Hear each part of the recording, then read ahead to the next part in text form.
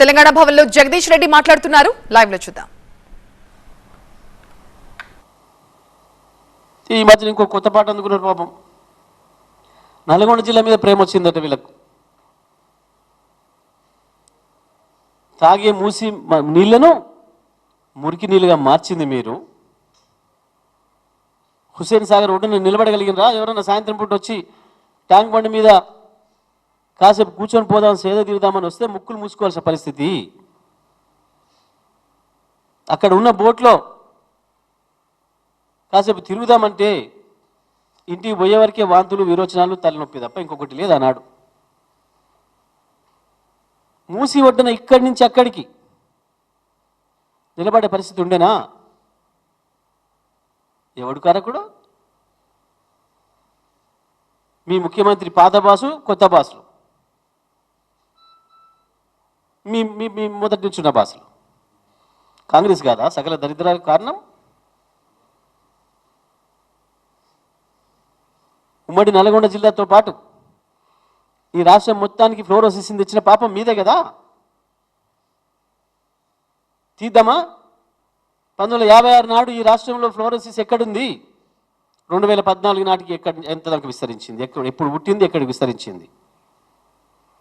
1970 ప్రాంతంలో మీరు చేసిన పాపం వల్ల మునుగోడులో మొదలైన ఫ్లోరోసిస్, బాట్లపల్లిలో మొదలైన ఫ్లోరోసిస్ నెమ్మదిగా మునుగోడును, దేవరకొండను, ఆ నుంచి ఉమ్మడి నల్గొండ జిల్లాను, మొత్తం తెలంగాణ రాష్ట్రాన్ని కబలించింది. ఎవరిది పాపం? మీది కాకపోతే? కేవలం 2014లో మాకు అవకాశం ఇస్తే, కేసీఆర్కి అవకాశం ఇస్తే ప్రజలు 6 ఏళ్లలోనే కదా ఫ్లోరిన్ భూతాన్ని తరిమి కొట్టినాం. మూసి నీళ్లు ఏముండే? 2014 నాటికి ఏ కత్వ దగ్గర చూసినా ఆకాశం అంత ఎత్తి వచ్చిన నురుగు కలుషితాలతోనే.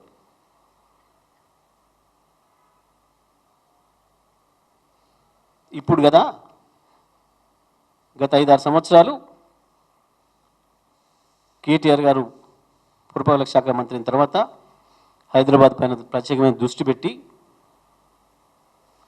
ఈ మురుగునీటిని ఏ రకంగా ఆపాలి, ఈ కాలుష్యాన్ని ఏ రకంగా ఆపాలి, మీరు పెట్టిపోయిన పరిశ్రమల నుంచి వచ్చిన వ్యర్థాలు నాశనం చేస్తుంటే ఆ వ్యర్థాలను రానియకుండా చేయడం కొరకు మూసీలోకి దానికి ఒక ప్రత్యేకమైన కార్యాచరణ. హైదరాబాద్ నగరం మురికి నీరు ఏదైతే మూసీలకు పోయి కాలుష్యం చేస్తుందో ఒక్క చుక్క కూడా, ఒక్క లీటరు కూడా డ్రైనేజీ నీళ్ళు చక్కగా మూసీలకు పోవద్దని చెప్పి దాని కొరకు 2000 MLD మురుగునీటిని పరిశుభ్రం చేయడానికి కావాల్సిన పద్ధతుల్లో మొత్తం STPల నిర్మాణం జరిగింది కదా. మొన్న మా కేటీఆర్ గారి నాయకత్వంలో హైదరాబాద్ ఎమ్మెల్యేలు, రంగారెడ్డి జిల్లా ఎమ్మెల్యేలు అందరూ పోయి చూపించి చెప్పొచ్చారు. మీకు సోయి లేదు, సుందరీకరణ అంటే ఇండ్లు కూలగొట్టడం కాదు, గుడిసెలు కూలగొట్టి ఆకాశార్మ్యాలు కట్టడం కాదు, ప్రక్షాళన అంటే ఇండ్లు కూలగొట్టడం కాదు, ముందు దాంట్లోకి ఎక్కడి నుంచి మురుగు వస్తుందో, ఎక్కడి నుంచి కాలుష్యం వస్తుందో వాటిని అరికట్టడం అనేది మొదటిది. కేసీఆర్ గారు చెప్పిన మాట ప్రకారం మూసిని సుందరీకరించడానికి, మూసిలిని ప్రక్షాళన చేయడానికి కావాల్సిన కార్యాచరణ ప్రారంభమైంది మా ప్రభుత్వ హయాంలోనే. దానికి మొత్తం కలిపితే 16,500 కోట్ల రూపాయలు అవుతుంది అని చెప్పి స్పష్టంగా DPR ఇచ్చి పనులు ప్రారంభం చేసినాం. ఇంకా పెద్ద కోతలు. నల్గొండ జిల్లా రైతులకు మంచినీళ్ళు వద్దా? మీ ముఖానికి మంచినీళ్ళు అప్పుడే ఇచ్చినాం. ప్రతి ఊరికి, ప్రతి ఇంటికి మంచినీళ్ళు ఇచ్చినాం. దాంతోనే ఫ్లోరిన్ని పారదోలినాం. ఇవాళ సాగునీళ్ళల్లో మంచివి ఇవ్వాలి, సాగునీళ్ళు కాలుష్యం లేని సాగునీళ్ళు కావాలి. దాని కొరకు కూడా కేసీఆర్ గారు ఆ రోజు ప్రణాళిక చేసిండ్రు. కాళేశ్వరం నీళ్లు ఏదైతే కొండపోచమ్మకు వస్తున్నాయో, కొండపోచమ్మ నుంచి ఉస్మాన్ సాగర్కి, హిమాయత్ సాగర్కి రెండింటికి కావాల్సిన ప్రణాళిక 1100 కోట్ల రూపాయలతోని ఆనాడు క్యాబినెట్లో ఆమోదం తెలియజేసినాం. ఆమోదించింది క్యాబినెట్. 1100 అంటే 1100 కోట్ల రూపాయలు చాలు. ఆ 2 చెరువులకు నీళ్ళు తీసుకొచ్చి మూసిని మళ్ళీ గతంలో 1956 కంటే ముందు ఏముండెనో ఆ పద్ధతుల్లో పరిశుభ్రమైన నీళ్లను చివరి వరకు పంపడానికి కావాల్సిన పద్ధతుల్లో, ప్రక్షాళన చేయడం కావాల్సిన పద్ధతుల్లో అన్ని ఏర్పాట్లు చేసినాం. మేము ఒకటే ఛాలెంజ్ చేస్తూ ఉన్నాం, మీకు చేత కాకపోతే మేము అదే ఖర్చు మీద ఆ 2 ప్రాజెక్టులు పూర్తి చేయడానికి సిద్ధంగా ఉన్నాం. ఇస్తారా మాకు? మేము కేటీఆర్ గారి నాయకత్వంలో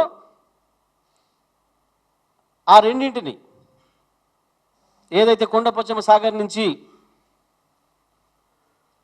హిమాయ్ సాగర్కు, ఉస్మాన్ సాగర్కు నీళ్ళు తీసుకొచ్చే కార్యక్రమం, అదేవిధంగా మూసి ప్రక్షాళన, సుందరీకరణ, ఈ రెండింటిని కూడా 16,500 కోట్లతోని చేయడానికి మేము సిద్ధంగా ఉన్నాం. ఉందా దమ్ము?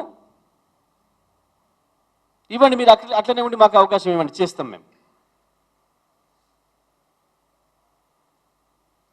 నేను ఛాలెంజ్ చేస్తున్నాం.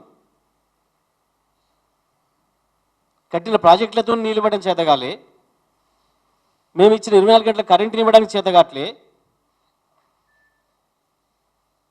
1,10,00,000 ఇండ్లకు మేము ఇచ్చిన మంచినీళ్ళు ఇవ్వడం చేత కావట్లే, 1,50,000 కోట్లతో మూసి సుందరీకరణ చేస్తాడు.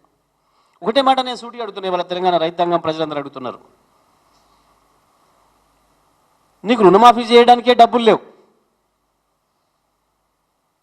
నువ్వు ఇచ్చిన మాట ప్రకారం 48,000 కోట్ల రుణమాఫీ చేయాల్సింది తొండి చేసి, దొంగ లెక్కలు చేసి 30,000 కోట్లకు తెచ్చి నిండా ఇయ్యాల 15,000 కోట్లు ఇంకా ఇవ్వలేకపోయినావు. 4,000 రూపాయల పెన్షన్ చేస్తున్నావు, ఇప్పటికి కూడా 4,000 రూపాయల పెన్షన్ ఇవ్వలేకపోయినావు. అదే 2,000 కేసీఆర్ ఇచ్చినా ఇస్తున్నావు. వికలాంగులకు 6,000 ఇస్తా అన్నావు, కేసీఆర్ ఇచ్చిన 4,000 కంటిన్యూ చేస్తున్నావు. పెళ్లి చేసుకునే ఆడపడుచులకు, ఆ కుటుంబానికి, తల్లిదండ్రులకు కేసీఆర్ ఇచ్చే 1,00,000తో పాటు తులం బంగారం ఇస్తా అన్నావు, కానీ అదే 1,00,000 ఇస్తున్నావు. రైతాంగానికి